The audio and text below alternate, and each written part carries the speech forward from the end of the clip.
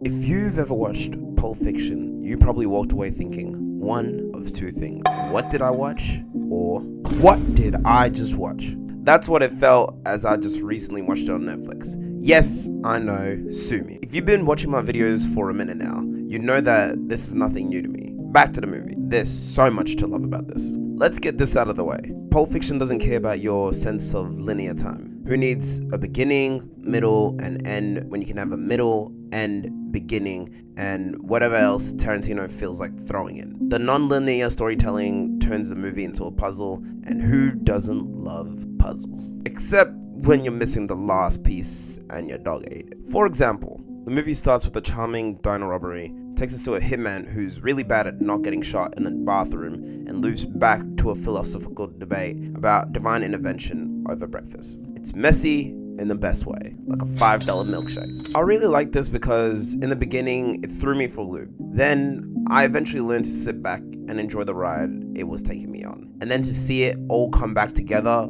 beautifully at the end had me feeling like that Leo DiCaprio meme of him pointing at the TV. Most movies give you plot-driven conversations. We need to defuse the bomb now. Tarantino gives you, do you know what they call a quarter pounder with cheese in France? Spoiler alert, it's a Royale with cheese. From Vincent Vega and Jules Winifield's burgers philosophy to Mia Wallace's debate on the Fox Force 5 pilot she starred in. The dialogue feels like the kind of random yet profound chats you'd have with your friends at 3 a.m. And let's not forget Samuel L. Jackson's biblical monologue about smiting his enemies. I mean, the man could read our key instructions and make them sound terrifyingly cool.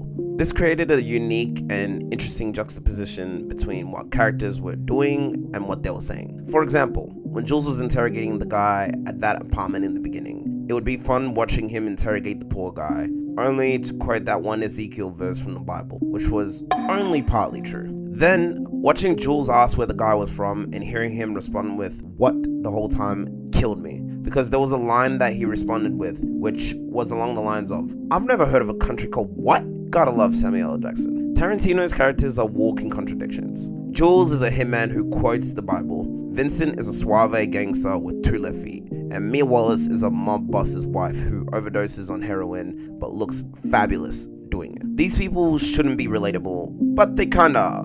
Who among us hasn't accidentally gotten into trouble and needed to call a guy like the wolf to clean up our mess? Okay, maybe not exactly like that, but I think you get where I'm going at. Also, Bruce Willis's Butch is a boxer who kills a man in the ring, rescues his father's forgotten watch, and somehow ends up in a pawn shop horror show. And still, you're rooting for him. Now that's what I call talent. I want to talk about Butch and Marsellus for a minute. Long story short, Marsellus is this mob boss dude and is Jules and Vincent's boss. Partway through the film, he organized a deal with Butch, which was to throw an upcoming boxing match of his, which he was paid to do so.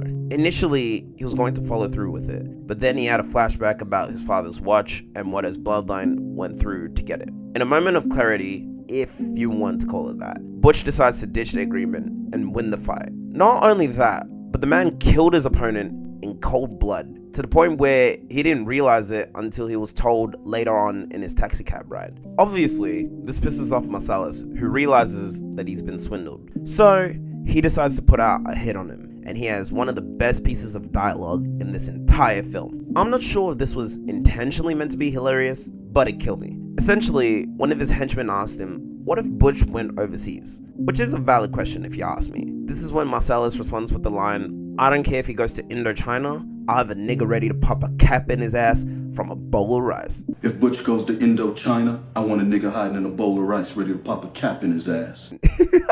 That line's just too good, man. I have no idea why, but it constantly rings in my head and it has me pissing myself laughing each and every single time. Butch is on the run and laying low from him until the two end up crossing paths once again. Then, seeing the both of them get kidnapped and ball-gagged was not on my bingo list. I'll be real with y'all.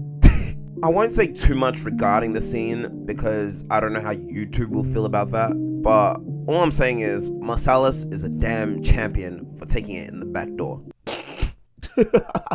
And then having these two come together to save each other's lives had me in awe. We need to talk about that dance scene. Picture this. John Travolta, once the king of disco in Saturday Night Fever, awkwardly twisting and finger pointing across the floor like your drunk uncle at a wedding. Uma Thurman joins in, looking effortlessly cool in a way that says, yes, I'm high on cocaine, and yes, I'm nailing this routine. It's absurd, delightful, and iconic. If you never tried to reenact it in your living room, are you even a Pulp Fiction fan?